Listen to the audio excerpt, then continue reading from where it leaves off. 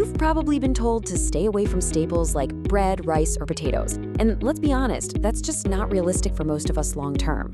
But the good news, you don't have to. In this explainer, we're going to dive into some amazing, science-backed strategies that let you enjoy the carbs you love without the metabolic mayhem. Yeah, if you're sick and tired of that post-meal energy spike followed by that awful crash, you are in exactly the right place. It can feel like you have to choose between your favorite foods and your health, but I'm here to tell you that's just not the case. Okay, so let's get right into it. We're gonna give you a set of practical tools, things you can start using tonight to help flatten those glucose curves and even improve your insulin resistance. Let's do this. All right, our first tool, this one is a total game changer, and honestly, not enough people know about it. It's a simple little kitchen hack that completely transforms how your body deals with starchy foods. So, what's the magic behind this? It's all about something called resistant starch. Now, unlike regular starches that just break down into sugar and send your glucose soaring, this stuff, as the name implies, resists digestion. Instead, it travels all the way down to your large intestine, where it becomes food for your good gut bacteria. They ferment it, creating compounds that actually help improve your insulin sensitivity. How cool is that?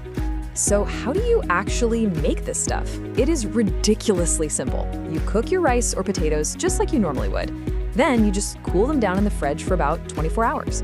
After that, you can reheat them and eat them. This whole cooling process, it's called starch retrogradation, changes the chemical structure of the starch, turning some of it into that amazing resistant form. You get the same food, just with a much, much friendlier impact on your blood sugar. And hey, it's not just about that cool down trick. Lots of foods are naturally packed with resistant starch.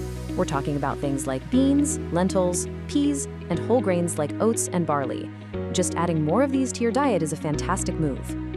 Okay, let's move on to our second big strategy. This one isn't so much about what you're eating, but how you're eating it. It's all about building a smarter plate, and believe it or not, the order in which you eat your food. The number one rule here is simple. Never, ever eat a naked carb. That just means you don't want to eat starchy carbs or sugary things all by themselves. What you pair them with can completely change how your body responds. And this makes it so clear. You eat a potato all by itself, you get a big, sharp spike in blood sugar. But if you add a healthy fat like olive oil or maybe some protein, look at that. The spike is so much gentler. Why?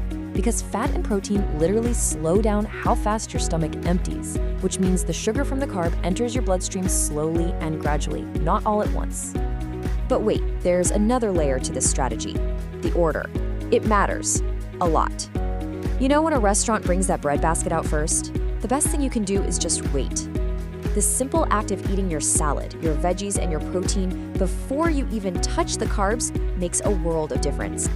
And just how big of a difference are we talking about? Well, one clinical trial with type 2 diabetics found that eating protein and veggies before carbs resulted in a 40% lower glucose spike. Think about that. 40%. That is a huge win for a tiny change in habit. All right, tool number 3. I love this one because it's like having a post-meal superpower you can use anytime, anywhere. And listen, we're not talking about hitting the gym for an hour. We're talking about a simple 10-minute walk. Even just walking up and down some stairs or cleaning up the kitchen right after you eat can have a profound effect on lowering your blood sugar. So what's the science here? Why does this work so well? It's actually pretty cool. When you walk, you activate a special muscle in your calf called the soleus muscle. Think of this thing as a metabolic powerhouse. It's designed for endurance, so when it's activated, it acts like a giant sponge, soaking up glucose directly from your bloodstream for fuel, and it can do this for a long time without getting tired. Okay, so we've covered how to cook your carbs, how to pair them, and what to do after you eat them. But what about choosing the right ones to begin with? This is absolutely key. I absolutely love this analogy, so stick with me. Think of highly processed carbs, like the flour in white bread or most cereals, as sawdust. You throw it on a fire and whoosh, it burns up super fast and hot. That's your blood sugar spike. But whole food carbs, like steel-cut oats or beans, they're like logs. They provide a slow, steady burn, a much more stable, gentle release of energy. You see? The big takeaway here is that carbs are not the enemy. It's the type of carb. It's the super processed, sawdust-like carbs that cause most of the problems. Quality over quantity is the name of the game. All right, our final tool is all about timing, because it turns out when you eat your carbs can be just as important as what you eat, and it's all thanks to our internal body clock.